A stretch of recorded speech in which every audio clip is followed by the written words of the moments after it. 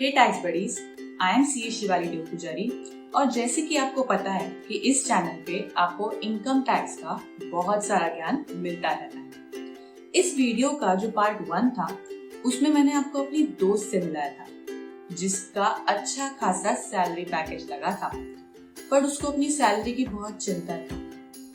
Actually salary की नहीं, उसे अब उसके ऊपर की टैक्स की चिंता थी। तो मैंने उसका जो टेंशन है वो थोड़ा सा हल्का किया था, उसको कुछ डिडक्शंस के बारे में बताया। उसमें से जो हाउस रेंट अलाउंस है उसके बारे में मैंने उसे एक्सप्लेन किया। तो आई होप वो आपको बेसिक्स थोड़ा पता होगा। अगर नहीं पता होगा तो आप जरूर वो वीडियो देखिए ताकि आपको HRA के बारे में कुछ बेसिक्स पता चले। इस वीडियो में हम उसके बाकी के क्वेश्चंस का आंसर देने वाले थे ताकि वो अपने सैलरी के ऊपर जो भी टैक्स लगने वाला है उसका इतना टेंशन ना ले। ठीक है, तो चलते हैं उसके क्वेश्चंस का आंसर देने। अब बता क्या क्या है तेरे क्वेश्चंस? क्वेश्चंस तो बहुत सारे हैं। अरे एक एक करके पूछना, सारे क्वेश्चन साथ में मत पूछना। एक एक करके पूछूंगी ना, एक एक करके तो आंसर चाहिए। चल ठीक है, बता। सबसे पहले तो मुझे ये बता कि कंपनी मुझे HRA दे क्यों रही है? मुझे अपनी सैलरी चाहिए यार, कैश में मुझे पैसे उड़ाने हैं यार। ये HRA बेचारे में देख लूंगी ना यार, रेंट क्या पे करना है, तो वो मुझे क्यों दे रही है HRA?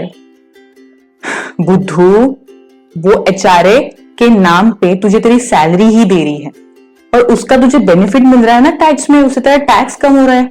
अगर तुझे पूरी की पूरी सैलरी करके देती तो ऑफकोर्स तेरा पूरे की पूरे सैलरी पे टैक्स बैठता। HRA की वजह से तुझे टैक्स बेनिफिट तो मिल रहा है। अरे हाँ, अच्छा नेक्स्ट क्वेश्चन। मतलब मेरे 15 लाख के CTC पे कंपनी मुझे और ज्यादा HRA देगी, उसके ऊपर भी HRA मिलेगा, मतलब 15 लाख प्लस मेरी सैलरी है। नहीं बुद्धू, CTC का मतलब होता है कॉस्ट टू कंपनी। वो तेरी टेक होम सैलरी नहीं होती, वो पैसे नहीं होते जो तू घर लेके जाती है अपने खर्चे के लिए यूज करती है। CTC में बहुत सारी चीजें इंक्लूड होती है, जैसे house rent allowance, life insurance, health insurance, बहुत सारे बोनस, डियरनेस अलाउंस, बहुत सारे मॉनेटरी और नॉन मॉनेटरी अलाउंसेस और तेरी बेसिक पे, इन सब का मिला के CTC बनता है, ना कि सिर्फ तेरी टेक होम सैलरी। ओ ऐसा है, हाँ। अच्छा, मतलब मैं रेंट नहीं पे करूंगी तो मुझे HRA नहीं मिलेगा? HRA मिलेगा पागल। एम्प्लॉयर को इररिस्पेक्टिव ऑफ कि तुम रेंट पे कर रहे हो या नहीं, तुम्हें HRA देना ही पड़ता है। पर जो डिडक्शन मिलता है, जो हमने अभी डिस्कस किया 3 सिनेरियोज में, वो HRA का डिडक्शन तभी मिलता है जब तुम रेंटेड हाउस में रहते हो। बिना रेंटेड हाउस के तुम उसे क्लेम नहीं कर सकते। ओ, डिडक्शन के ऊपर डिपेंड करता है, HRA मिलना या नहीं मिलना उसके ऊपर डिपेंड नहीं करता। Of course not. ओके, तो कंपनी मेरा HRA डिसाइड कैसे करती है? वो बहुत सारी चीजों के ऊपर डिपेंड करता है कि तुम्हारी सैलरी क्या है, सैलरी स्ट्रक्चर क्या है, तुम कहाँ रहते हो। इन सब चीजों के ऊपर HRA की अमाउंट डिसाइड होती है। तुम अपने एम्प्लॉयर के साथ बात भी कर सकते हो ताकि तुम इसका मैक्सिमम बेनिफिट ले सको। ग्रेट। अच्छा नेक्स्ट, मतलब कंपनी HRA कभी डिनाई नहीं कर सकती? नहीं, कोई डिनायल मोड होता ही नहीं है। कंपनी तुम्हें पूरी सैलरी तो पे करती ही है। अगर कंपनी तुम्हें HRA करके नहीं पे करेगी तो बची हुई तुम्हारी जो सैलरी है वो पूरी तरह से टैक्सेबल हो जाएगी तुम्हारे हाथ में, इसीलिए वो HRA कभी तुम्हें मना नहीं करती। ओके, अब और भी बचा है? हाँ बहुत सारे, रुक जा। चल बता नेक्स्ट। अच्छा, अगर मैं ये रेंट अपने पेरेंट्स को दूं तो, या फिर अपने भाई को दूं तो? अगर मैं उनके घर में रह रही हूं और उन्हें रेंट पेड करके दिखाऊं तो क्या मैं उस रेंट का HRA क्लेम कर सकती हूँ? बिल्कुल। जिसके भी घर में तू रह रही है, वो तेरे पेरेंट्स हो सकते हैं, तेरा भाई हो सकता है, तेरी सिस्टर हो सकती है, तेरा कोई भी रिलेटिव हो सकता है जिसका वो घर है, तो तू उसे रेंट पे किया हुआ दिखा सकती है और HRA बिल्कुल क्लेम कर सकती है। इसमें तुझे कुछ नहीं करना है, सिर्फ वाया चेक तुम उसे रेंट ट्रांसफर कर रहे हो, बस इतना ही दिखाना है और तुम HRA क्लेम कर सकते हो। ग्रेट। अब नेक्स्ट, अब सपोज मेरी आगे जाके शादी होती है, फिर से कौन शादी करेगा? लाइन लगी पड़ी है समझी? हाँ चल चल ठीक है, बोल। अगर आगे जाके मेरी शादी होती है और ऑफ कोर्स मेरा पति तो कमाने वाला होगा ही, क्या हम दोनों HRA क्लेम कर सकते हैं हमारे रेंटेड हाउस के लिए? बिल्कुल कर सकते हो। अगर तुम दोनों काम कर रहे हो और तुम दोनों लैंडलॉर्ड को रेंट दे रहे हो और उसकी अलग अलग रिसीप्ट तुम्हें मिल रही है, अगर उसकी अलग अलग रिसीप्ट तुम्हें मिल रही है तो तुम दोनों एचआरए का एग्जाम्पशन ले सकते हो सेपरेटली। ओके, तो शादी कर लेनी चाहिए। तू एचआरए के लिए शादी करेगी? किडिंग यार। ओके नेक्स्ट, तुझे तो पता है कि मुझे लोन भी लेना है, घर खुद का घर बनाना है, तो जब मैं लोन लूंगी तो मतलब मैं अपने रेंटेड हाउस का एचआरए क्लेम नहीं कर पाऊंगी। यही तो फायदा है कि तू दोनों क्लेम कर सकती है। एक सिटी में तू जॉब कर रही है जहां पे तू रेंट पे रह रही है, और दूसरे सिटी में जो तेरा घर है वो लोन पे है। इस केस में तू दोनों चीजें क्लेम कर सकती है, एचआरए भी और होम लोन का इंटरेस्ट भी। This is the simplest way जहां तू एचआरए और होम लोन डिडक्शंस दोनों क्लेम कर सकती है। हाँ, थैंक गॉड। अब और कुछ? हाँ, अब मुझे एक बात बता, ये तो हुई बात सैलरीड पर्सन की। आगे जाके अगर मुझे खुद का करना है, कुछ खुद का काम करना है और तभी भी मैं रेंट पे रह रही हूं, तो इस केस में क्या मुझे कुछ एचआरए नहीं मिलेगा या मुझे कोई डिडक्शन नहीं मिलेगा उस रेंट का? तब तो मुझे कंपलसरी जॉब करनी पड़ेगी यार, ये रेंट के वगैरह चक्कर में। बिल्कुल नहीं। इनकम टैक्स ने इसकी भी प्रोविजन बना के रखी है। मतलब एचआरए कब क्लेम कर सकते हो? जब ऑफकोर्स तुम सैलरीड हो, तुम्हें एचआरए मिल रहा है। बट अगर तुम सेल्फ एम्प्लॉयड हो या तुम ऐसी सैलरी बेस्ड काम करते हो जिसमें कोई एचआरए का कंपोनेंट नहीं मिलता, उस केस में तुम 80GG of income tax act के अंडर रेंट से रिलेटेड एग्जम्पशन ले सकती है। 80GG वो क्या होता है यार? अब ओहो, रुक बताती हूँ। 80GG का मतलब है कि जो लोग सेल्फ एम्प्लॉयड होते हैं या उसको सैलरी मिलती है पर उसमें एचआरए कंपोनेंट नहीं होता, उसको 80GG एप्लीकेबल हो जाता है। मतलब उसमें भी जैसे एचआरए के केस में 3 चीजें थी, यहां भी 3 चीजें देखनी पड़ती है। सबसे पहला क्या देखना पड़ता है कि 5000 पर मंथ मतलब 60,000 साल का, या फिर जितना रेंट पे किया है minus 10% of total income of relevant period, and तीसरा 25% ऑफ टोटल इनकम। इसमें से जितना भी लीस्ट होगा, जो भी सबसे कम होगा, उसका एग्जम्पशन तुम्हें मिल जाएगा। बट यहाँ पे एक चीज देखने जैसी है कि ये जो टोटल इनकम है ये कैसे निकाला जाता है।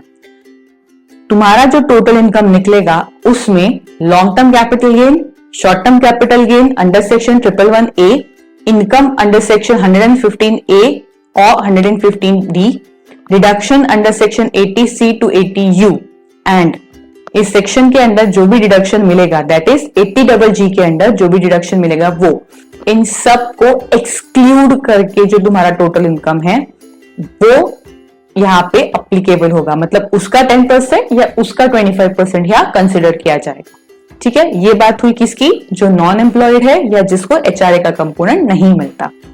Okay okay dear. नेक्स्ट, मतलब ये जो एचआरए है वो एटीसी का पार्ट नहीं है। जो एटीसी की लिमिट वगैरह वो सब में एचआरए नहीं आता ना, नहीं। एचआरए इज कंप्लीटली अलग। एचआरए एक तो सेक्शन 10(13)A के अंडर मिलता है या फिर 80GG के अंडर मिलता है। ओ थैंक गॉड, वैसे वो एटीसी की लिमिट तो कभी भी खत्म हो जाती है मेरी। अब हुआ नहीं, बस थोड़े से और। चल ठीक है, बोल। व्हाट इफ अगर ये रेंट में कैश में पे करूं तो? ऐसी कोई रिस्ट्रिक्शन नहीं है, तो कैश में पे कर भी सकती है, बट एक काइंड ऑफ रिकॉर्ड रखने के लिए इट इज रिकमेंडेटरी कि तुम उसे चेक से ही पे करो या बैंकिंग चैनल के थ्रू ही पे करो। हाँ, बात तो सही है। अच्छा, मैंने एक बात सुनी थी, वो लैंडलॉर्ड का शायद पैन वैन सब लगता है। यस करेक्ट, बट वो पैन कब लगता है? जब 1 लाख के ऊपर का तुम्हारा एचआरए होता है 1 साल का। उस केस में जो लैंडलॉर्ड है उसके पैन की डिटेल्स भी तुम्हें देनी पड़ती है एग्जम्पशन क्लेम करने के लिए। हाँ, यही बात मैंने सुनी थी। चलो, कुछ ज्ञान मुझे भी है, सारा ज्ञान तुझे ही नहीं है। हाँ, बहुत सारा ज्ञान है तुझे। आगे बढ़े। बट अगर मैंने ये एचआरए क्लेम ही नहीं किया तो क्या होगा? कुछ नहीं होगा, उतना पोर्शन तेरा टैक्सेबल सैलरी में आ जाएगा। ओ मतलब नहीं, मैं करूंगी ना, मैं बिल्कुल याद रखूंगी और मैं तुझे भी याद दिलाऊंगी कि तुझे मेरा एचआरए क्लेम करना है। और मैं अपने एम्प्लॉयर को भी डॉक्यूमेंट्स दूंगी ताकि वो भी ना भूले। हाँ, एक काम करना, सबको डॉक्यूमेंट सबको दे दे, 4 बार एचआरए क्लेम कर लेना। ठीक है ठीक है ठीक है, एक को ही दूंगी। आगे बता, अब आगे क्या है? अब इतना भी बता दिया है तो थोड़ा इनकम टैक्स रिटर्न के बारे में भी बता देना। वो तो मैं भरूंगी ना। नहीं बट थोड़ा सा नॉलेज, थोड़ा मुझे भी तो नॉलेज होना चाहिए। ठीक है, क्या पूछना है? ये सब क्लेम कैसे करते हैं? ये क्लेम करते हैं, क्लेम छोड़, सबसे पहले तुझे अपने एम्प्लॉयर को start of the financial year में ये बताना पड़ेगा कि कितना अमाउंट है। फिर तेरे फॉर्म 16 में ये लिख के आएगा कि एचआरए में कितना टैक्स तेरा सेव हो रहा है। और अगर तू बताना भूल गई है एम्प्लॉयर को तो तुझे आईटीआर फॉर्म में ये सब कुछ डिक्लेयर करना पड़ेगा ताकि तू एचआरए क्लेम कर सके। ठीक है, तो एक जगह भूल गई तो मैं तो हूं ही तेरा सब ठीक करने के लिए। वो तो तू मेरी बेस्ट फ्रेंड है ना, इसीलिए। अब बस हो गए तेरे क्वेश्चंस? हाँ, now I have complete knowledge. Thank God, thank you so much. तेरी वजह से मुझे सब समझ में आ गया। अब मैं बिल्कुल टैक्स फ्री हूँ। ओह सॉरी, मैं एकदम टेंशन फ्री हूँ। तो अब दे, थोड़ी फीस देना मुझे, इतना ज्ञान दिया, फीस तो बनती है।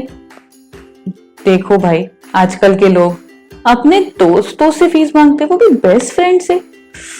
देख, ये सब तो मुझे पता था, मैं थोड़ा सा तेरे कंफर्म करा रही थी।